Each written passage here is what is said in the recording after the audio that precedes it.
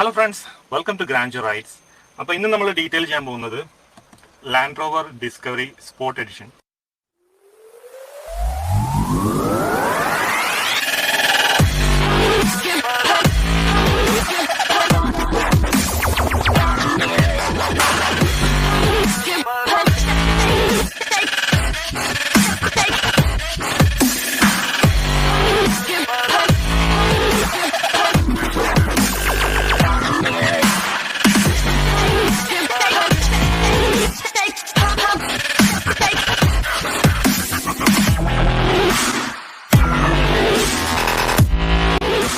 നമ്മൾ ഇന്ന് ഇതിനകത്ത് ചെയ്യാൻ പോകുന്നത് വെച്ച് കഴിഞ്ഞാൽ നമ്മൾ ഇതിന്റെ എക്സ്റ്റേണൽ കംപ്ലീറ്റ് ആദ്യം ഡീറ്റെയിൽ ചെയ്യുന്നുണ്ട്. അതിനുശേഷം നമ്മൾ ഇന്റീരിയർ നമ്മൾ കംപ്ലീറ്റ് സാനിറ്റൈസ് ചെയ്യാൻ പോവാണ്.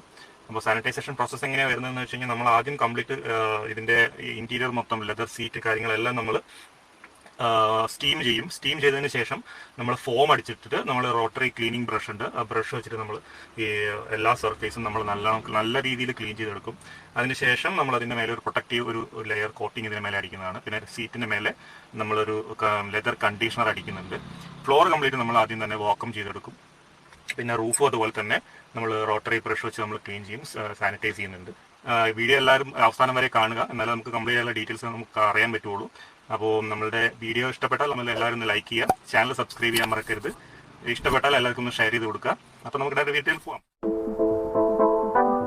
നമ്മുടെ ഫസ്റ്റ് സ്റ്റെപ്പ് എന്ന് പറയുന്നത് നമുക്ക് വാക്വം ചെയ്യലാണ്. നമ്മൾ വാക്വം ക്ലീനിങ് ആണ് നമ്മൾ ഫസ്റ്റ് സ്റ്റെപ്പായിട്ട് ചെയ്യുന്നത്. നമ്മളുടെ ഇതിനകത്ത് അഥവാ ഇനിയിപ്പോൾ എന്തെങ്കിലും കുറേ പേപ്പർ ജങ്ക് ഐറ്റംസ് ഒക്കെ ഇതിനകത്ത് കിടക്കുന്നുണ്ടെന്നുണ്ടെങ്കിൽ നമ്മളതെല്ലാം എടുത്ത് വലിച്ചെറിഞ്ഞതിന് ശേഷം നമ്മളുടെ പൊടി താഴെ നമ്മുടെ മാറ്റിലൊക്കെ കിടക്കുന്നത്, അതുപോലെ നമ്മൾ സ്റ്റെയറിംഗിൻ്റെ സൈഡിലും ഡാഷ്ബോർഡിലൊക്കെ ചിലപ്പോൾ നല്ലപോലെ പൊടി പട്ടിപ്പിച്ചെടുക്കുന്നുണ്ട്. അത് നമ്മൾ തുണി വെച്ച് തുടച്ച് കഴിഞ്ഞാൽ ചിലപ്പോൾ അത് അത്ര ക്ലീൻ ആയിട്ട് എടുക്കാൻ വേണ്ടി നമുക്ക് പറ്റില്ല. അപ്പോൾ അതുകൊണ്ട് നമ്മൾ എന്ത് ചെയ്യും, നല്ലൊരു വാക്വം വെച്ച് നമ്മളത് നല്ലപോലെ അത് വലിച്ചെടുക്കുക, വാക്വം ചെയ്തെടുക്കുക. അതാണ് നമ്മളുടെ ഫസ്റ്റ് സ്റ്റെപ്പ് എന്ന് പറയുന്നത്.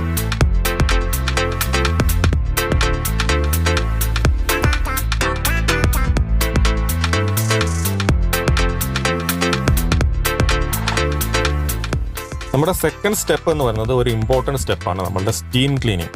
നമ്മൾ വാക്വം ചെയ്ത് കഴിഞ്ഞാൽ പിന്നെ നമുക്ക് സ്റ്റീം ക്ലീനിങ് ചെയ്യാം. സ്റ്റീം ക്ലീനിങ് എന്ന് പറഞ്ഞു കഴിഞ്ഞാൽ നമുക്ക് നമ്മളുടെ സർഫേസിൻ്റെ മുകളിലൊക്കെ ഉള്ള ഒരുവിധം ബാക്ടീരിയ 99% ബാക്ടീരിയകളെ നമുക്ക് വൈറസിനെയും ഫംഗസിനെയും എല്ലാം നമുക്ക് ഒരുവിധം നമുക്ക് സ്റ്റീം ക്ലീനിങ്ങിൽ കൂടെ നമുക്ക് ഒഴിവാക്കി എടുക്കാൻ വേണ്ടി പറ്റും. അത് ഞാനിപ്പോൾ ഉപയോഗിക്കുന്നത് കാർച്ചറിൻ്റെ SC5 എന്ന് പറഞ്ഞിട്ടുള്ള ഒരു സ്റ്റീം ക്ലീനറാണ്.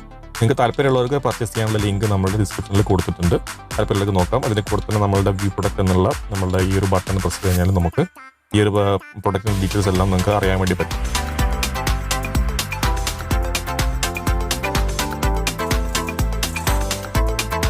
നമ്മൾ സ്റ്റീം ക്ലീനിങ് ചെയ്യുന്ന സമയത്ത് നമ്മൾ പ്രത്യേകം ശ്രദ്ധിക്കേണ്ടത് നമ്മളുടെ ടച്ച് പോയിന്റ്സ് നമ്മൾ പ്രത്യേകം നല്ല രീതിയിൽ നമ്മൾ ക്ലീൻ ചെയ്തെടുക്കാൻ വേണ്ടി ശ്രദ്ധിക്കണം. ടച്ച് പോയിന്റ്സ് പറഞ്ഞാൽ നമ്മളുടെ ഡോർ ഹാൻഡിൽ, അതുപോലെ നമ്മളുടെ സ്റ്റെയറിങ്, നമ്മളുടെ കൺട്രോൾസ്, നമ്മളുടെ ഗിയർ നോബ്, ഇതൊക്കെ നമ്മൾ ഏറ്റവും കൂടുതൽ നമ്മൾ തൊടുന്ന ഭാഗങ്ങളാണ്. അപ്പോൾ ആ ഭാഗത്താണ് ഏറ്റവും കൂടുതൽ ബാക്ടീരിയ, ഫംഗസ്, വൈറസ് പോലുള്ള സാധനങ്ങളൊക്കെ ഏറ്റവും കൂടുതൽ ഉണ്ടാവുക. അതുപോലെ തന്നെ നമുക്ക് അവിടുന്ന് ഇങ്ങോട്ടേക്കും ഇവിടെ നമ്മൾ കയ്യിൽ നിന്ന് അങ്ങോട്ടേക്കും ട്രാൻസ്ഫർ ആവാനുള്ള ചാൻസ് കൂടുതലാണ് നമ്മളുടെ ഈ ഭാഗങ്ങളിലൊക്കെ ഏറ്റവും കൂടുതലാണ്. അപ്പോൾ അതുകൊണ്ട് ആ ഭാഗങ്ങളൊക്കെ നല്ലപോലെ സ്റ്റീം എടുക്കാൻ പ്രത്യേകം ശ്രദ്ധിക്കണം. പിന്നെ നമ്മൾ ശ്രദ്ധിക്കേണ്ട മറ്റൊരു ഭാഗം എന്ന് പറയുന്നത് നമ്മുടെ AC വെന്റിലേക്ക് നമ്മൾ നല്ലപോലെ സ്റ്റീം അടിച്ചു പിടിക്കുക. നമ്മളുടെ ഏതെങ്കിലും ഒരു സൈഡിൽ നമ്മൾ AC വെന്റിൽ നമ്മൾ ഓപ്പൺ ആക്കി എല്ലാ AC വെന്റും ഓപ്പൺ ചെയ്തിട്ടതിന് ശേഷം നമ്മൾ ഈ സ്റ്റീം മെഷീൻ നമ്മൾ അടിച്ചു പിടിക്കുക. അപ്പോൾ സമയത്ത് വെച്ചാൽ ഈ ഉള്ളോട്ട് പോയിട്ട് നമ്മളുടെ ആ ഫംഗസ്, അതുപോലെ വൈറസ്, ബാക്ടീരിയ പോലുള്ള സാധനങ്ങളൊക്കെ നമ്മളുടെ ഈ AC വെന്റിൻ്റെ പൈപ്പിൻ്റെ ഉള്ളിലൊക്കെ ഒരുപാട് കിടക്കുന്നുണ്ടാവും. അതാണ് നമ്മൾ ശ്വസിക്കുന്നത്. അപ്പോൾ അതൊക്കെ നമ്മൾ ക്ലീൻ ചെയ്യാൻ വേണ്ടി പ്രത്യേകം നമ്മൾ ശ്രദ്ധിക്കണം. നമുക്ക് നമ്മുടെ ഈ സ്റ്റീം മെഷീൻ നമുക്ക് എന്ത് ചെയ്യാം, നമ്മുടെ ഈ ലെതർ സീറ്റിൻ്റെ മുകളിലൊക്കെ നമുക്ക് ഉപയോഗിക്കാൻ വേണ്ടി പറ്റും. നിങ്ങൾക്ക് കണ്ടില്ല, ഇവിടെ ഈ സ്റ്റീം ചെയ്യുന്ന സമയത്ത് നിങ്ങൾക്ക് കണ്ടാൽ അറിയാൻ പറ്റുന്ന സൈഡിലുള്ള ചളിയൊക്കെ ഇളകി വരുന്നുണ്ട്. ഇപ്പോൾ ഒന്നും കൂടെ നമുക്ക് ക്ലീൻ ചെയ്യണമെന്നുണ്ടെങ്കിൽ നമുക്ക് നമ്മുടെ കയ്യിലൊരു റോട്ടറി ബ്രഷ്, ഇതുപോലെ റോട്ടറി ബ്രഷ് ഉണ്ടെന്നുണ്ടെങ്കിൽ നമുക്ക് എന്ത് ചെയ്യാം, നമുക്ക് ഇപ്പോൾ ഇവിടെ കാണിക്കുന്നുണ്ട് ഞാൻ റോട്ടറി ബ്രഷ് നമ്മളിത് വെച്ചിട്ട് ഇങ്ങനെ ജസ്റ്റ് ഒന്ന് ക്ലീൻ ചെയ്ത് കൊടുത്തു കഴിഞ്ഞാൽ നമുക്ക് ഒന്നും കൂടെ ഈസി ആയിട്ട് നമുക്കത് ഭാഗങ്ങളൊക്കെ എളുപ്പത്തിൽ വൃത്തിയാക്കി എടുക്കാൻ വേണ്ടി പറ്റും. നമുക്ക് പക്ഷേ ഈ ലെതറിൻ്റെ മുകളിലൊന്നും നമുക്ക് ഒരുപാട് സമയം നമുക്ക് ഈ സ്റ്റീം ഗൺ അടിച്ചു പിടിക്കാൻ പറ്റില്ല. എന്ന് വെച്ച് കഴിഞ്ഞാൽ അതൊക്കെ ഡാമേജ് ആയി പോകാനുള്ള ചാൻസ് ഉണ്ട്. അപ്പോൾ ആ സമയത്താണ് നമുക്ക് നമ്മുടെ തേർഡ് സ്റ്റെപ്പ് നമ്മൾ സ്റ്റാർട്ട് ചെയ്യുന്നത്. തേർഡ് സ്റ്റെപ്പ് എന്ന് പറയുന്നത് ഫോം ക്ലീനിങ് ആണ്. ഇത് ഇപ്പോൾ എൻ്റെ കയ്യിലുള്ളത് ഒരു ഓൾ പർപ്പസ് ക്ലീനറാണ്. ഈ ഓൾ പർപ്പസ് ക്ലീനർ നമ്മൾ എന്ത് ചെയ്യുക, നമ്മളുടെ ഇപ്പം നമ്മൾ നേരത്തെ പറഞ്ഞ ടച്ച് പോയിന്റ്സ് എല്ലാം നമ്മൾ നല്ലപോലെ അടിച്ചിടുക.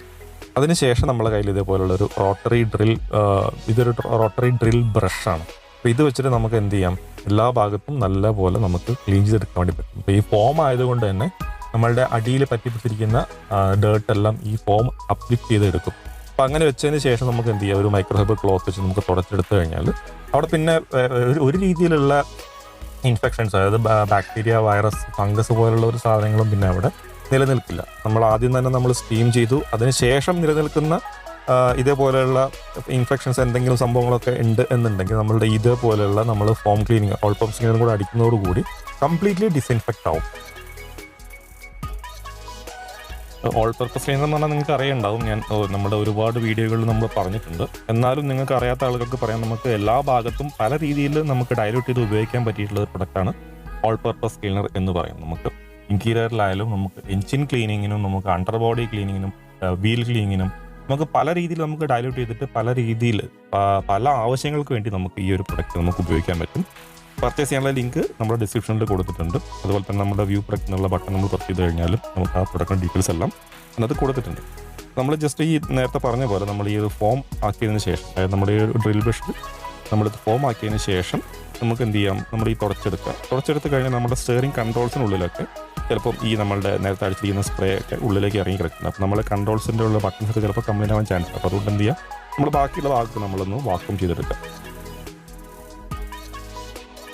എല്ലാ ഭാഗത്തും അതുപോലെ തന്നെ നേരത്തെ ചെയ്ത പോലെ തന്നെ നമ്മുടെ എല്ലാ ഭാഗവും നമ്മളെ സീറ്റ്, ലെതർ സീറ്റ്, അതുപോലെ റൂഫ്, എല്ലാ ഭാഗത്തും നമ്മൾ ഈ APC നമ്മൾ അടിച്ചിട്ട് ഇതേപോലെ ക്ലീൻ ചെയ്തെടുക്കുന്നുണ്ട്.